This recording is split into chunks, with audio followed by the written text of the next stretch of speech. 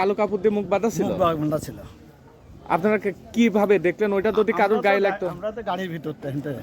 আচ্ছা, মানে এটা কি কই অফিসকে উদ্দেশ্য করে মারলো না, না এইটা বলতে পারবো না। উপরে ফায়ার হ্যাঁ, করলো? ওখান থেকে করলো, এটা বলতে পারবো না। উপরে ফায়ার করলো? হ্যাঁ, ওই যাইতে বাউন্ডারিতে ওই আচ্ছা, সাইডে। কয়জন ছিল? একজনই ছিল? আমি একজনের দেখছি।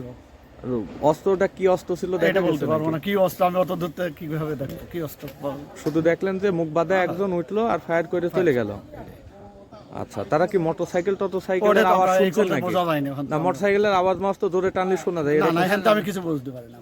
শিবিরের পক্ষ থেকে একটা সমাবেশ চলমান অবস্থায় একটা অনাকাঙ্ক্ষিত ঘটনা ঘটে। আমরা তখন নামাজরত অবস্থায় ছিলাম।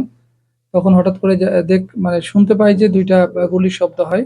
আমরা এটা প্রিলিমিনারি মনে করছিলাম হয়তো অন্য কিছু। পরবর্তীতে আমরা দেখি যে আসলে এটা একটা গুলির খোসা আমাদের এই ক্যাম্পাসে পড়ে থাকে। সেটা আমরা উদ্ধার করি এবং তৎপ্রেক্ষিতে আমরা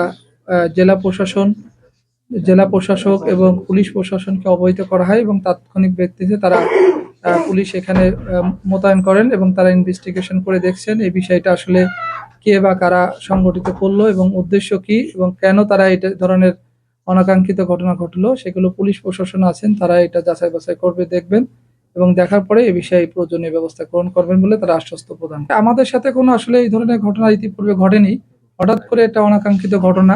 এখন কি কারণে ঘটছে এটা আসলে তদন্ত না করে আসলে এটা ব্যাপারে না, মিটিংকে উদ্দেশ্য করে ঘটনার সম্ভাবনা খুবই কম, কারণ এখানে যারা আসছেন ঢাকা থেকে আসছেন তারা একটা মত বিনিময় করার জন্যই আসছেন।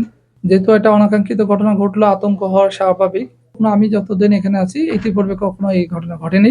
কে বা কাহারা ফায়ার করে চলে গেছে, কি দুইটা ফায়ার শুনছে। এখানে আমরা কর্মী সভা করছি, আমার কেন্দ্রবিন্দু নেতারা আসছে।